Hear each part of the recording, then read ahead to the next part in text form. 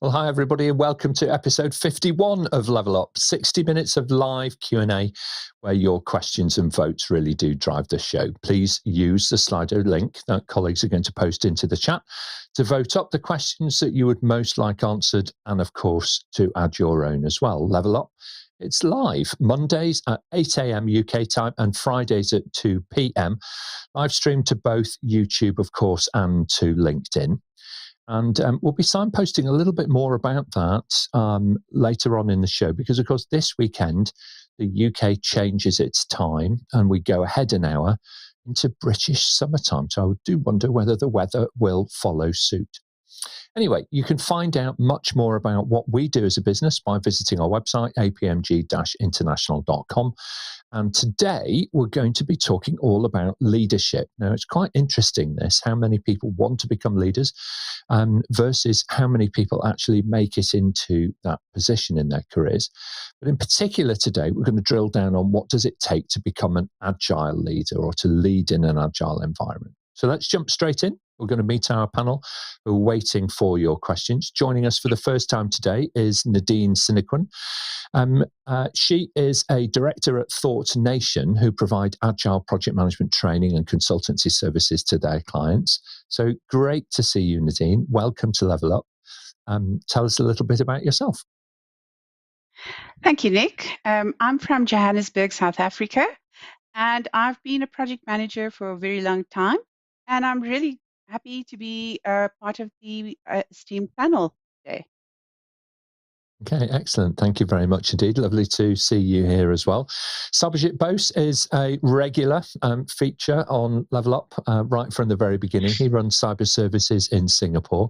He's deeply involved in helping leaders turn their vision, mission, and purpose really into meaningful activity.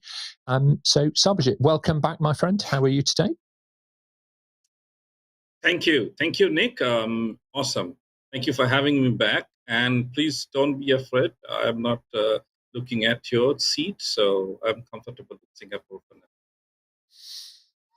Okay, all right. It'll become clear a little bit later on. Okay. Johann Botha returns as well. He's a digital change provocateur, leader, and inspirer of many, and mentor, personal mentor actually to me. I really look up to the work that you do, Johann. Learned a lot from Johann over the years. He works with his clients, of course, to build up their organizational agility. He's a long-term supporter of Level Up. And he also hosts a popular series of video podcasts as well as part of his work around the ADAPT method and framework and way of working. So welcome back, Johann. Great to see you. Thank you, Nick. Great to be back. Yeah, and let's help people to get it. Absolutely right. Thank you. Ashish Garg joins us for his second appearance on Level Up. He's the general manager over at HCL Technologies in India. He's led a whole variety of different implementations of new technologies, which have included a strong demand, I think, in a complex world for situational leadership and so on. So very much welcome back, Ashish. Great to see you. Looking forward to hearing some more of your thoughts. Thank you so much, Nick. It's good to be back again. And looking forward to a good discussion today.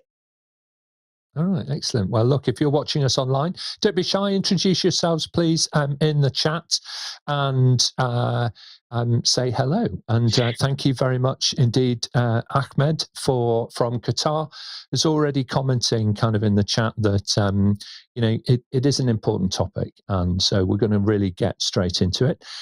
Joining us as our question master for today and keeping all of the plates spinning on all of the polls for us is Charlotte Miller. She's joining from the Thames Valley in the UK. Welcome, Charlotte. Hi, everybody. Okay, thank you very much indeed. And let's have our first question, if we can, please. Thank you, Nick. We've got a question from Julian S. Does good leadership equate to more control or not? Okay, does good leadership equate to more control? So Johann, get us going on this, and then we'll hear from Ashish. I would say yes and no. If you're a good leader, the organization will have better control. But quite often, people in senior positions wants to sort of micromanage, and that's actually not control. So a good leader always gives people the ability to do what they need to do and also the authority to make decisions to get that done. Okay, thank you very much indeed. It's so important, isn't it, to try and get that balance right? You know, it's so tempting to jump back into the detail, but equally, really vital that you don't. Let's go to Ashish next, please, and then Sarbojit. Sure. So I think I agree with what Johann said, right? It's not about, not as much about control, but I think good leadership is empowering people. And once you empower people, they understand what the goals are, and you lead them from giving them a vision and perspective to what you're driving at. And once they're empowered and they understand what's the end goal, I think results follow through. And you would realize that people kind of respect your style and come back to you with what's happening and what's not happening. Okay, thank you very much indeed. Sarbojit, your thoughts? Hi, I would say that if we read David Marquis, The 10 Insights of Intent-Based Leadership, which is something very acceptable in agile space and other management areas. So what he's trying to say, it is just not empowering people, but when you give them the intent, they will be self-driving and they will be able to do the job that you are trying to fulfill. So as a leader, I'm trying to give them the intent, and as a subordinate, they would do the job and get the business objective fulfilled without even having to control anyone. Yeah, absolutely right. And I think we're going to touch on this a little bit more as we go through. And it's a gulf of difference between, leading something, leading a team, leading an organization, providing situational leadership, thought leadership, and so on, and actually managing, the individual activities or delivering the individual activities. So let's move on. Great first question. Thank you very much indeed, Julian, for raising it with us. And let's move on. Charlotte will take our next question, please. Thank you, Nick. We've got a question from Paul in Christchurch. In your opinion, is agile leadership different from traditional leadership? Interesting. Ashish, start us off and then we'll hear from Nadine. Yeah, I think traditional leadership in agile in today's environment is very different, right? The way the market and the way the overall industry has evolved requires us to have a different mindset as a leader.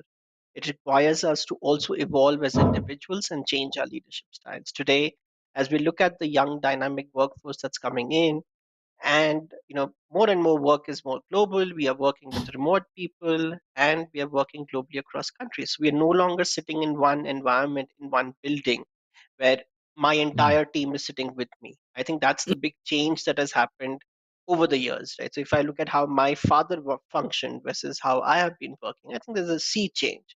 So there definitely has to be an adaptation to what is happening now in the market. So agile makes you think differently.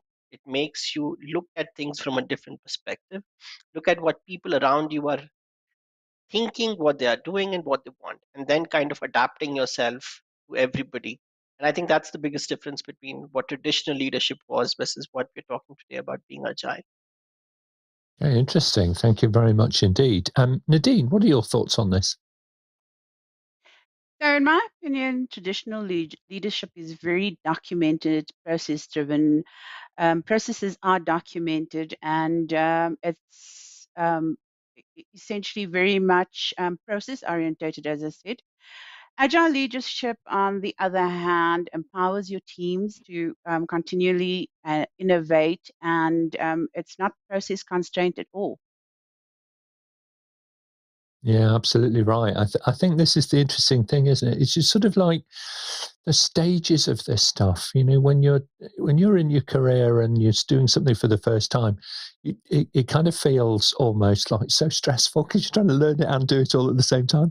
And for me, it's kind of like agile leadership sort of feels. It's like when your shoulders drop a bit and you start to feel a bit more comfortable and so on. Then you can be yourself and you can kind of respond a bit more easily to the challenges that are kind of ahead of you. So totally agree with that. Thank you very much indeed, Nadine. So thank you there. Sarbojit next, please, and then Johann.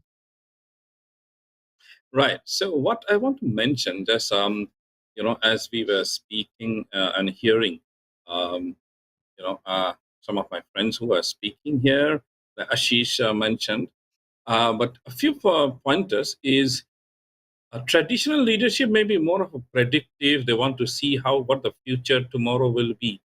But in Agile, we try to provision for few things, what is the vision and how to fulfill our goals and objective. And another thing that we talked about the previous question about traditional is more of a control and ownership and task oriented, but here we are fostering a self-organized team and organization which is self-motivated as well. So these are the very stark differences which a traditional and an agile leadership is to show. And the main thing is, of course, the behavioral change. That is one of the key things that we see different. Thank you. Okay, thank you very much indeed, Johann.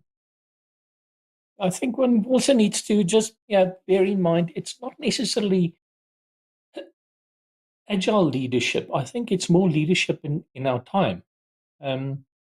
We're so far removed from Frederick Taylor's days where everything that was talked about was the management and control and all that regimented stuff. We work with knowledge workers. We employ people who are capable to think and do good work.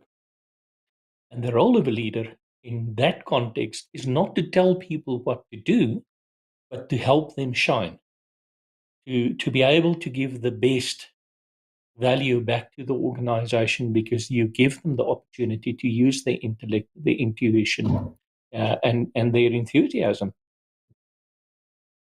Yeah, I think that's a really good point. The leadership is about knowing, if you like, when to prime the pump and when to, draw from that energy, of the team and from the organization. And it's a critical skill to be able to know how much of the person and how much from the team all of the time. So really good reflections on that, and a brilliant question, Paul. So thank you very much for raising it. Christchurch in New Zealand, if memory serves me correctly, is still on my bucket list. So I've not been to Christchurch yet. So looking forward to doing that one day. Charlotte, let's move on, please, if we can. We're going to take the next question, if we can. Thanks. A question from David in Auckland. I hear a lot about servant leadership. What does it mean and how does it relate to agile environments?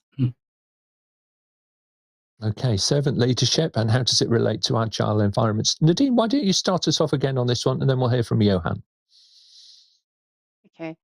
So the term servant leadership was first termed in 1970 by Robert Greenleaf. And essentially what he said was that the servant leader is concerned about empowering others and the well-being of others, but at the same time knows when to take control of the reins and actually lead as well. And how does it relate to agile environments? So your Scrum teams, your development teams, team leads, those are the people that would essentially be using servant leadership.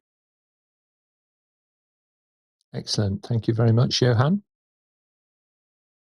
For me, a servant leader is somebody that leads, first of all, from the front, by example, but they do so not in doing the work for people, but helping people to get the work done. So it sort of reminds me of the lean concept of go to Gemba. So be with your team, support your team, ask them questions, understand what their problems are, remove impediments, enable them and empower them to do work, and you'll be amazed how much more you'll get done than you telling people what to do. It's just unproductive.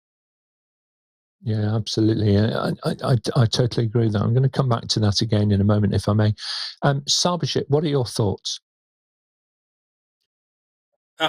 Well, I would say it reminds me, after hearing all this, I remember the Chinese saying from, I guess, Lao Tzu, I think, Lao Tzu, if I'm not wrong, about third or fourth century. He mentioned that the best thing for a leader is that you exist, but you're not seen, that when your work is getting done. So as a leader, it is not that we should stand tall from the team, but we should be a part of them. And we don't need to always do the work, but we should be there to serve those who are working. That's what is a servant leadership. Serving those who are working, empowering them, giving them the knowledge, giving them the encouragement, giving them all that they need to thrive and strive in getting the organization's job done. A really, really good point. Johann, come back in, please. Yeah, I just thought of something else. One of the key roles of a servant leader is to protect their people. So if you expect people to take accountability for what they do, then you must also keep the wolves at bay. Yeah. So that's actually a very big job of an agile leader or manager, is to protect people from negative interference from outside. I think that's very, very important, and particularly in the earlier stages of taking an idea or a potential solution to a problem and starting to work it through, because often at that stage the prototype is unproven by its nature. What you're trying to do is figure out, is this going to work? And in an agile environment, of course, you're making these incremental steps towards your ultimate goal rather than one significant one. And in so doing, there are moments, aren't there, where early on, before work begins, people kind of place their trust in faith and they go, yeah, okay, yeah, fine, well, let's go there and let's do that.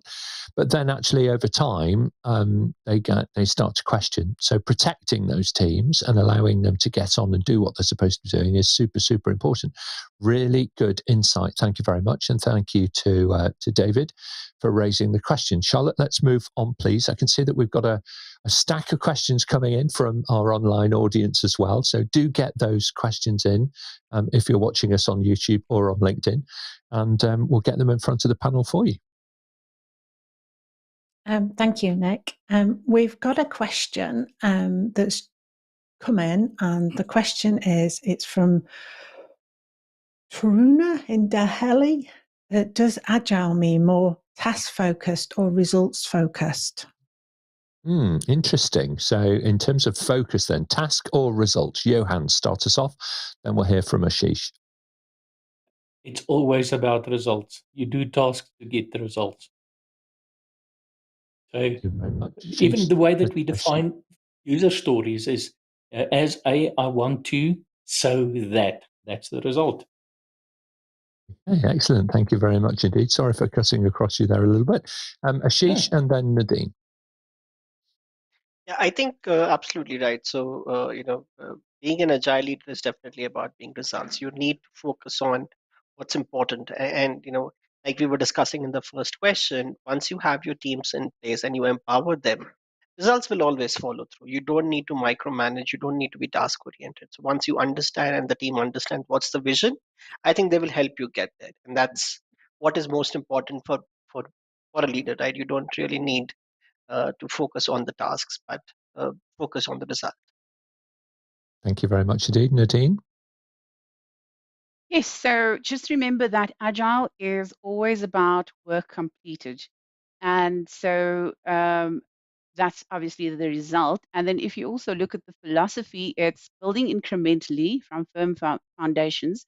That's the philosophy of the Agile Manifesto, and develop iteratively, and then also just demonstrate once you've done that. So it's always about the result as opposed to the task.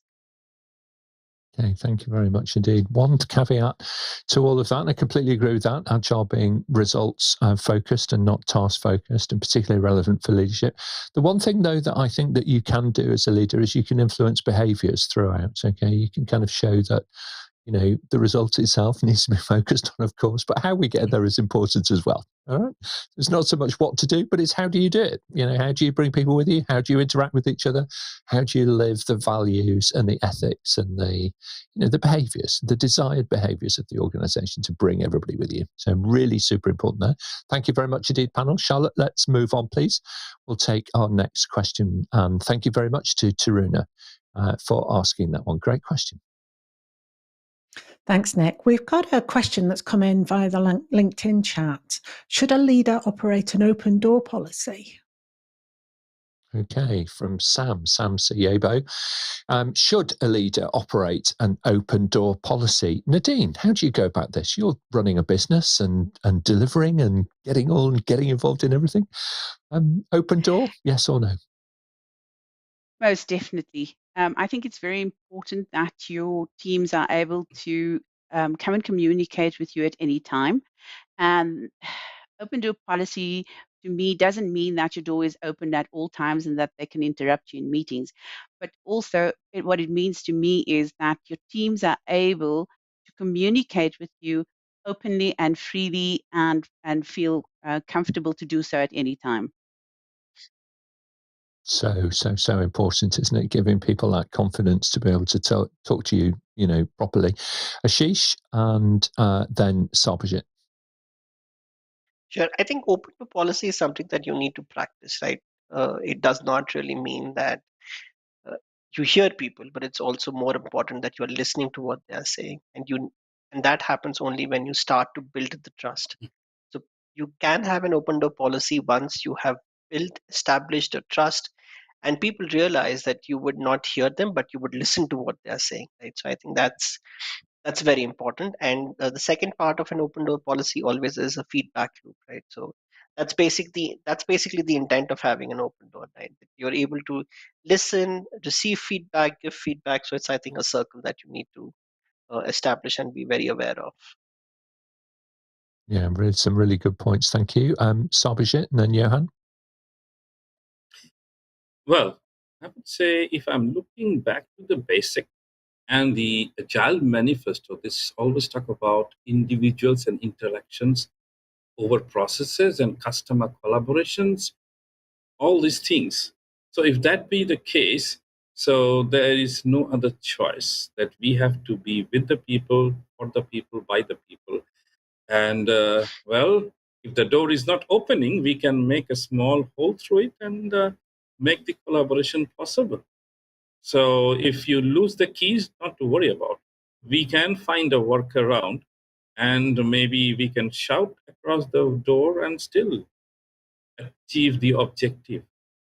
That is keeping everything simple and make the best out of situations, solve a problem, not to get stuck by that. Indeed, thank you very much. Indeed, Johann, your thoughts, please. I think Ashish touched on a very important thing. It's not about necessarily whether the door is open or closed. It's about building this high trust environment where people can openly communicate. And I think it was Stephen Covey that said that, you know, that the only way to trust somebody is to trust them. And if a leader has got this mentality, I'll trust my people once they prove themselves to be trustworthy, they will never trust you. So, you know, high trust environment starts with a leader who communicates openly and hear them. Yeah? It gets back to a lean principle also for me, that is, you know, when we talk to people about lean ideas and management within their context, my advice to them is spend 50% of your time with your team, 25% of your time with your own work, and 25% with your peers and higher ups. And I would be surprised if most leaders actually, or managers, spend 10, 15% with their team. It makes such a big difference. Yeah, I completely agree with that. It kind of varies. In my career, it's certainly varied. Those proportions have varied. I think sometimes as well, circumstances mean that you extend the day tremendously. To be able to accommodate that. The one thing that I would say here is that it's kind of implied in the question, which is quite interesting for me. It's a hark back to the kind of post-war era of the kind of 1940s, early 1950s, where leadership meant you moved out of one environment and into a separate space, into a physical separate space, with a barrier between you and everybody else. Now, of course, the vast majority of us these days are more accessible than ever. I started my day talking with some people in Australia and New Zealand. I will end my day talking with some folks in the States, and so on and so on. We're all accessible all of the time. I have more devices that produce interesting noises, squawks, pings, squeaks, and yelps to get my attention and get me to join in with different meetings and different activities throughout my entire working day. So it's quite an interesting thing that we are thinking about accessibility and if you like, that joining in, that being available and accessible to people. And yet we do, to Johann's point, need to protect some time, all right, in order to be able to move our own work forward. And some of that work is you need thinking time. You need some thinking time. So really good. Thank you very much indeed, panel. Let's move on, if we can, please, Charlotte, and take our next question, please.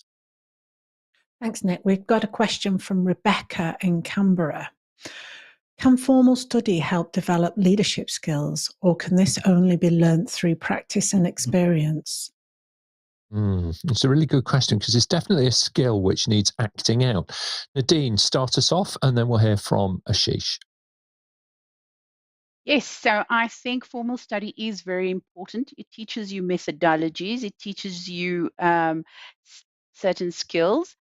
However, it is very important to put that into practice so that you can hone those skills and practice those methodologies.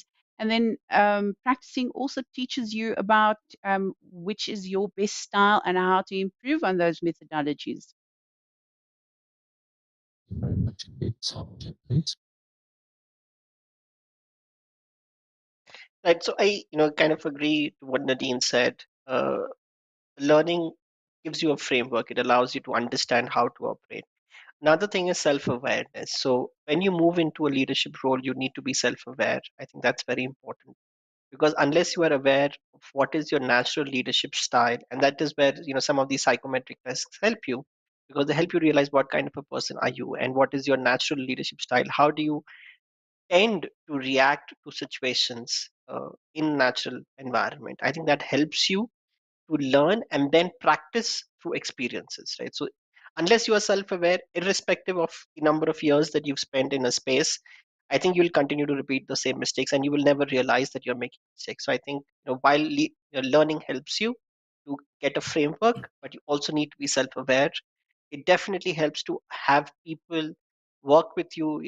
Typically today there are a lot of coaches who have come up and who help you guide and help you become a better person.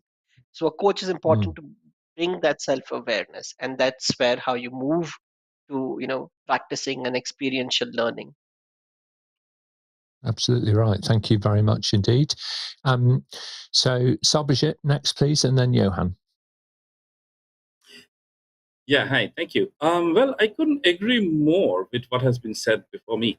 So I would like to focus that, to be self-aware and to have that, the additional thing that we need to put on top of the framework. So we need to do something called a self-reflection, and also maybe a team reflection or a third-party reflection, where we understand what we have done and what has been the resultant, and should we need to change and alter, and then get a different result. And time to time check on it, and then again, tweak those things a little bit more. Because leadership, when we are leading others, we need to understand them, and we need to not spoon feed them, but give them the ability to think and decide for themselves. So that, I think, is a very, very important skill which has to be experienced and earned, just not learned. Did Johann? Yeah, if I think back, on my life, my professional life, I've learned a lot from others. And I think one needs to purposefully put yourself in the conversation and within a relationship with somebody that you admire and that you want to be, or at least you want to emulate some of their behavior.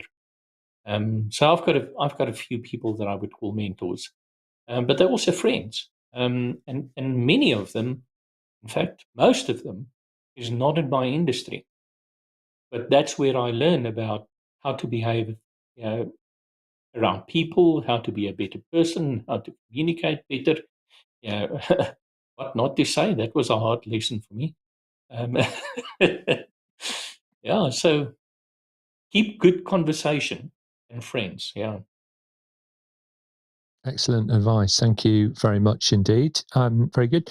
Apologies if we've got some little gremlins in the audio. At the moment, we are trying to work our way through those things. There's quite a lot kind of happening today. So we'll try and see if we can't get on top of all of that. The points that people are making around, leadership is not a destination, right? It's a process, and we get better at these things all of the time. And practice, of course, is an important part of that. And as Nadine pointed out right at the beginning of this, setting yourself up to succeed is a hugely useful thing to do. So there's a whole variety of resources out there for you to consider, from the methodologies themselves to the more philosophical end of the Agile spectrum, and also get yourself a coach. What a great piece of advice from Ashish right in the middle of there. And keep your friends around you so that you can take yourself on that journey with support and enablement from a collegiate group of supporters. Very good. Charlotte, let's move on, please, and we'll take our next question if we can. Thank you, Nick. We've had a live question come in from Michelle Morgan. Would knowledge and or background in change management help leaders become more agile? Well, that's a really good question. Would knowledge and experience in the areas of change really help? Johann, start us off, then we'll hear from Sarbojit. I'm going to be a little bit controversial.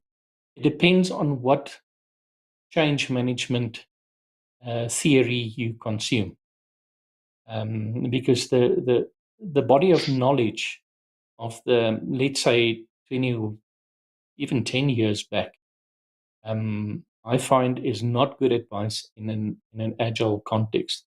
I actually learn a hell of a lot from Lean as a method to change the way that organizations behave and get work done. One little example, there's one of the texts that says, if people don't want to move, set the platform alight. Oh, please don't do that. Yeah, quite. Okay, thank you very much indeed. Great advice there. Sarbojit and then Ashish. Right. Wonderful things said there. Now, I just want to draw attention to one small thing, that out of the 12 manifestos, if you see, there's one manifesto that does say that change is not unwelcomed in Agile. We have to take change early or late just to make sure we are able to provide the value. Yeah, and the methodology and things like that, that also has to be very, very careful about how we execute it. But change is inevitable. The only thing constant in life today is the change. Thank you very much indeed. Ashish, your thoughts? I think I kind of agree to what Johann was saying, that it is change can be, depends on the kind of change that you're managing. Change management definitely makes you a little bit more open and flexible, something that you need to be an agile leader, to be more open to what's happening. But when you are driving change, it totally depends on the kind of changes that you've driven in an organization. Some of these changes are harsh realities and you just kind of push through them, right? And then there are certain changes which are more uh, collaborative, and you kind of try and bring people together to make that change happen. So change management helps you. It does open you up a little bit, but it may not necessarily be the only skill that you need to be an agile leader. I think it does play a big role, but not the only skill that's required. So it's, yeah. Thank you very much indeed. Nadine, your thoughts? So my opinion is that change management doesn't necessarily make you a better agile leader. What it does do is it's very important for agile projects in that it supplements the communication, the transparency of your project, and it obviously makes your stakeholders more aware of what's going on. So I would say it's more of a supplementary skill as opposed to making you a better leader, better agile leader. Yeah, some really good points there. Thank you very much, Nadine. Great insight. Yeah, I kind of agree with the panel here. The having an understanding of change management is super useful because it helps you understand what is the delta. All right, is it a transactional type change, relatively minor, or is it truly transformational? And often in management and in leadership circles, adjectives spring from the page. In the way that some people describe very ordinary events on LinkedIn as life-changing. Okay, they may be, but not always. So, we do need to kind of think a little bit about what is the scale here and what is the toolkit that we should be using and accessing. And the good point to Johann's comment earlier on is that you will find now a lot of change principles and ideas and tools and techniques and so on are being baked into a range of other disciplines, frameworks, methods for you to draw upon. And there's even a particular set which is focused on helping colleagues embrace the world of change and the world of agility and come together and act as an agent for change in an agile environment. So do look up that. It's called the Agile Change Agent. So the kind of, it does what it says on the tin. But that's a good place to start if you're looking to combine those two disciplines together. Very good. Let's move on, Charlotte, if we can, please, and take our next question. Thank you, Michelle, for raising that. Another great contribution from our live audience. Thank you very much. We've had another live question come in from Sam Soyebo. What should an interviewer look for someone crossing over to agile environments? All right. So somebody perhaps who hasn't had experience of working in an agile environment before, but is wanting to begin to make that change. Sarbojit and then Nadine. Well, Sam, well, I'll tell you what, when I started my projects, first thing in mid-1990s, first of all, I didn't know about any methodology or anything. Then later on, I was introduced to some of these frameworks and methodologies, and I started to work on that. My organization then gave me SOPs and other policies that I have to follow, and we did that. But slowly, when I started to work for bigger organizations, and then after I came to Singapore, what I found is what I have been doing is not sufficient. Now, if I don't accept the new thing, the disruption which came by the later part of the early 2000s, it was a disruption for project management because people were trying to see how we can deliver effective deliverables to my customers, because we were building deliverables without consulting the customers. So the thing is, I came into agile space, and because I got disrupted and I had to learn. So you can also do it, or anyone who wants to come. Now, life is full of change, so that we talked about in the earlier question. So your change to crossing over to agile environment need not be a very difficult one. And I can say that if you have worked in any other methodology Agile is actually a better, where it empowers you, it helps you to develop you as a better person and helps you to interact with others. And there are a lot of other good things that you will benefit and your organization and your team as well. Thank you so much. Thank you. Thank you very much, Nadine. And then we'll hear from Johann. Okay, so in my opinion, I believe there's something called agility. And that agility is your change agility. Does the person have the ability to be proactive and flexible? Do they seem to be able to respond and anticipate change? In that sense? The second thing is mental agility. Are they creative? Are they innovative? Do they seem innovative? Are they able to respond to problems and changes quickly? People agility. Can they collaborate? Can they communicate? Can they share their visions with ease? The other thing is your results agility. Are they able to move quickly to address any problems and issues? And are they focused on continuous improvement? And I think the last one is their self-awareness. Do they have a growth mindset, and do they have a learning mindset? I think those are the kind of characteristics that I would be looking for someone crossing over into an agile environment. What a great list. I really hope, Sam, you've written all of that down. If you can't write it down that fast, and you might not be able to, okay, watch the recording. Just watch the recording back once we're done.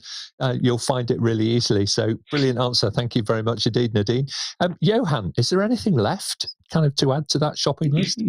Yes, I think there is. Now, especially if it's an interviewer and maybe you've had access to psychometric tests and stuff like that. So I would look for somebody who's able to deal with ambiguity, and somebody that is self-driven. Yeah. So can I let the person to go and do whatever it is that they need to do, and will they make it happen? Really good points. Thank you very much indeed. I think one of the challenges that often employers have in these situations is that they want to put experience in front of people. So it's the classic thing, isn't it? Somebody just, their early career, they just leave university and the employer's going to say, oh, well, what experience have you got? And it's like, well, hang on a minute. The point here is that you're hiring on aptitude. You're trying to discover the talent. You're trying to hire on aptitude. The very reason that this person is now in front of you is to explore that and to find out a little bit more and to help them find out a lot more about you as an employer, your organization, the kind of work that you're going to be offering as well. So some great advice here from the panel, but interviews are not the stepping stone. They're not the end. These are an important exploration and super important time, to find that what's special, in this person and to look for that, those aptitudes that people were describing just a few moments ago. The last thing that I would say, in addition to being comfortable with ambiguity, is a strong sense of curiosity. In an agile world, being curious is super helpful trait. So if you're kind of that nature, I think you'd be super comfortable in an agile, uncertain world and so on. Very good. Brilliant question. Thank you very much indeed, Sam. Hope that's helpful to you. Charlotte, let's move on if we can. So the next question is from Yasmin in Sydney. Do you have any practical tips for how to improve collaboration across teams? Practical tips for improving collaboration then across teams. Ashish, how do you go about this? Communication, right? I think that's the key to being able to collaborate across your teams. If you are able to communicate openly, freely, goes back to one of the previous questions, being able to build trust. I think that what opens up collaboration. So unless the question kind of sums up a lot of the things that we were talking, in the last 40 odd minutes, that you need to have trust. You need to have your team empowered. You need to have an open door policy where people understand that yes, they can talk freely, they are empowered, they are enabled to be able to take the necessary steps to achieve the results, right? And I think once all of these things come into play, collaboration is a de facto thing, and it comes naturally to people, because then there's nobody competing for space, but everybody is trying to work together to get to the end result. Thank you. Thank you very much indeed, Johann. Create opportunities to collaborate. If you think about something like Scrum, in the fundamental pillars is transparency, inspection, and adopting or adapting.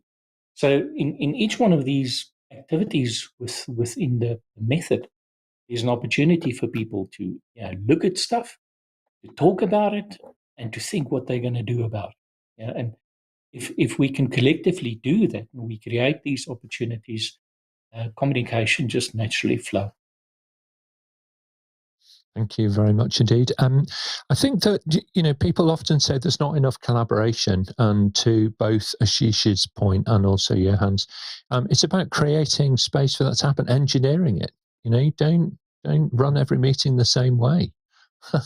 Look at this event. This event is all about questions, right?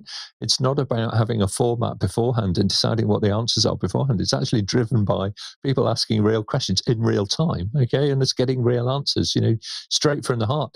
And that's collaboration for you, okay? It's about, you might have a recipe, you might even have, the certain flavor of cake in mind, at the end of your process, but you need people to get to join in that process manufacturing. You need the chemistry to happen. You need the ingredients to change from being dry and wet into a perfect suspension, cooked to perfection, and so on.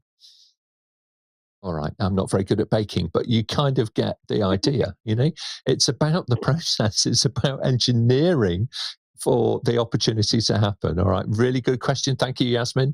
It must be late in Sydney. Maybe we had Yasmin enter her question into Slido before the event. And don't forget, you could do that on Level Up at any time. When something occurs to you, you can just pop over to slido.com. You can look at the event number and you can add your question in really easily. We'll answer it, and then you can watch the recording online afterwards at a time suitable for you. Very good. Thank you very much indeed. Let's take our next question, please, Charlotte, if we can. We've had a live question come in from one of our viewers, and the question is from Elizabeth. And I'm not going to try and pronounce that. I'm so sorry. Elizabeth, okay. How does one transition from a Scrum Master role to an Agile Coach? All right. So this is kind of related, really, isn't it? How do you go from kind of Scrum Master to Agile Coach? What does that journey look like? Johann, go ahead. Starting as a Scrum Master is the great place, because the first thing that you need to do as an Agile Coach is you need to know your theory. And you need to understand why we do things in a certain way. The next thing is you need experience. And it's very difficult to be an effective coach if you're not, what do they say? A prophet is not honored in their hometown. Yeah. So, have the experience. Being pretty senior helps. Yeah, if you can. But I think the biggest skill of all is the ability to listen. Thank you very much indeed. Sarbojit? I think this has been something that Agile has been talking about, a very hot topic. Now, the first thing is, as Johann said, the Scrum Master is someone who knows about the artifacts and the process. So that is very important to know to start with. But when you become an Agile Coach, a coach is someone who is to provide guidance to the people, not only technical knowledge, but something much more. A coach who's going to be with the people to give them the assurance, give them the encouragement, the energy that the team needs at the time when the morale may be down, when there may be too much of work pressure or whatever it is. So that helps. That is what is required. We don't need a taskmaster who will be standing with a stick to say, come on, there you go. But someone standing with a palm and say, yes, come, my friend, let's have a coffee and let me offer you some more help. So I think that is the first thing. And we talk about servant leadership. So Agile Coach is a servant leader. Absolutely. Thank you very much indeed. Nadine? Yes. So I think being a Scrum Master is already 50% of the way to going to an Agile Coach. I'm very big on learning. I'm very big on learning the Agile methodology. So I would say start with learning the Agile methodology, and then once you've done that, mentorship is also quite important. Understanding the Agile environment and then being able to coach is in my opinion, the way to go. Excellent. Thank you very much indeed. And what a great question, because that's really what Level Up is all about. Elizabeth, Adityan Boson, I think. I apologize if I've stumbled over your family name, but a great question, because that's really what we're all about. We're all about helping people move from where you are today to where you want to be, and to tap into the network that is around you and build that friendship group, professional friendship group that's going to support you on that journey. Now, everybody who's on the panel, is available for you to connect with on LinkedIn. Please don't sell them anything. That's not the idea, but we're all here for you. So reach out to us. Everybody's bio is on the apmginternational.com website. Okay. So you can win friends and influence people on LinkedIn really easily, by the way. You connect with them, and then what you say next is, how are things? You don't go, by the way, do you want to buy this? All right. Anyway, just a thought for you. Let's take I think we've got time, Charlotte, for one more question now, okay? So let's go ahead with that, and then we'll move to closing remarks, I think, because we're rapidly running out of time. So next question, please. I think we've got a great question for the last question, and the question is from Jane in Manchester. What is Agile leadership? Okay, so no pressure panel. Okay, what would you describe as Agile leadership? Nadine, start us off, and then we'll hear from Johann. Okay, I'm going to reiterate what I said previously. So you need to have change agility. You need to be able to be proactive. You need to know, be flexible in your response to changing demands. You need to have a plan in place for any changes and how you're going to react to it. You need to have mental agility. Mental agility means being creative and innovative in the way you implement those changes, and also how you handle complex information. And again, people agility, your ability to collaborate and empower people to collaborate as well, and creating a shared vision, ensuring that your shared vision or the organization's shared vision is communicated to everyone in the team. Then again, your results agility. You should be able to move very quickly to address issues. You should focus on continuous improvement. And once you've addressed those issues, you need to be able to you need to be able to change. If the goalposts change, know how you're going to respond to that as well. And again, self-awareness. You need to maintain a growth mindset and continuous learning. And that to me is what Agile leadership is all about. Okay, thank you very much indeed, Johann, and then Sarbojit. I'm going to keep my comments short because we've talked about many of these things. You can't be an Agile leader if you don't care about your people and you don't care about your customers. So, care. Indeed, Sarbojit, final thoughts on this? Yeah, hi. I think everything has all been said, and Johann nailed it all. But Agile is all about unknown and all about working together and all about fulfilling the customer's need. So as an Agile leader, I need to be aligned with all of these. If I don't, then I don't know what to call myself. All right. Okay. Thank you very much indeed.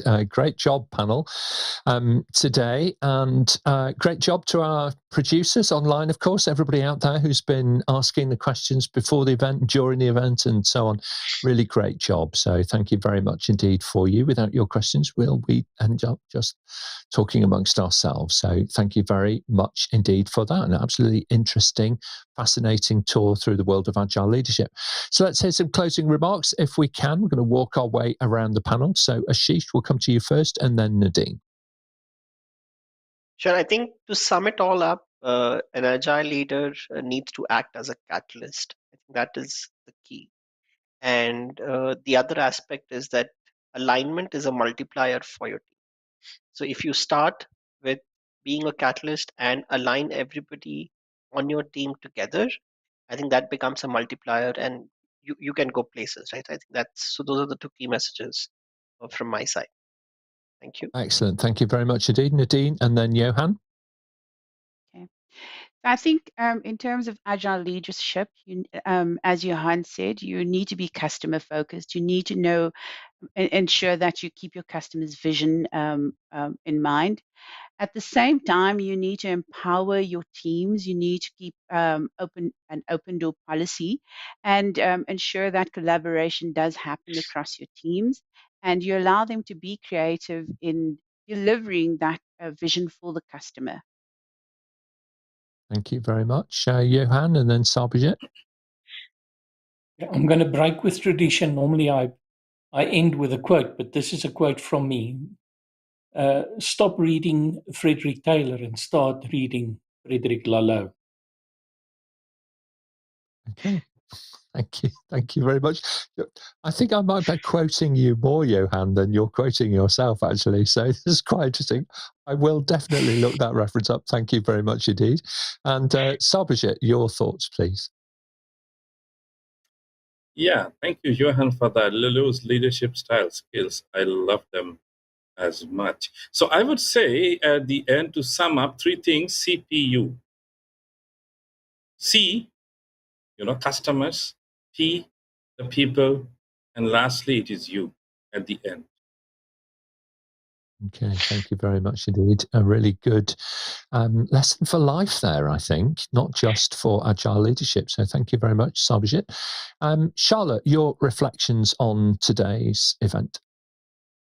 I just want to say thank you very much to all of our panelists, and a bigger thank you to our audience that submitted the live questions. It's what makes our show so special and interested, so that we can make sure that we cover what people are looking for and be agile in what we deliver.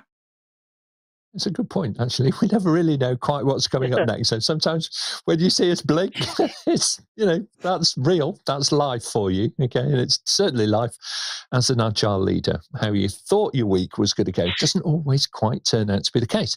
So very good. Look, thank you very much indeed, panel. In celebration, everybody, of our 50 episodes, more than 50 now that we've done, we've still got some free exam vouchers and other goodies to give away, some books and some study aids. So what we're going to do is we're going to put a URL in the chat for you to be able to register for those. Happy to do that. And once you've registered, then you can be in the prize draw. We're going to be doing that on Monday, actually, on episode 52, which is really focused on managing rapid digital transformation. So not just transforming your organization, but actually doing it kind of at the speed of light, if you like. So that's Monday morning, 8 a.m. But get this, it's now British summertime. Okay, so the clocks go forward here in the kind of cold and frozen region of the Northern Hemisphere. So we take our leap forward into British summertime on Sunday. So with that in mind, you will find us 1 hour ahead. So you need to kind of think about that. If you use an iPhone or one of these, other phones are available, Samsung, all the rest, then it will do that automatically for you. But if any of you know, we should do a level up actually on how do you change the clock in your car or on your oven. I never know how to do that. 6 months of the year is right. 6 months it isn't. Over on our website, you can now search for and view answers to over 700 questions on apmg-international.com/level up. An amazing free resource to connect you with over 80 experts from around the world. So don't forget as well, you can listen to us, and the audio version of the shows is available on your preferred podcast platform. After Monday's show 52, next week, we have 2 shows actually on Friday, the first of which is in the morning. That's in the German language, discussing the reality of project management. It's all in German. Questions are in German, panelists speaking German, facilitation is in German. So forward that event on, please, to colleagues who speak that language. And for the second event, next Friday afternoon at the same time, we will revert back to English, and we'll be talking about improving the outcomes on public-private partnerships. Subscribe to the show, and we'll send you a personal summary of what's coming up and how you too can join us here on the panel and level up your career with APMG. Thanks very much, everybody. We'll see you next time.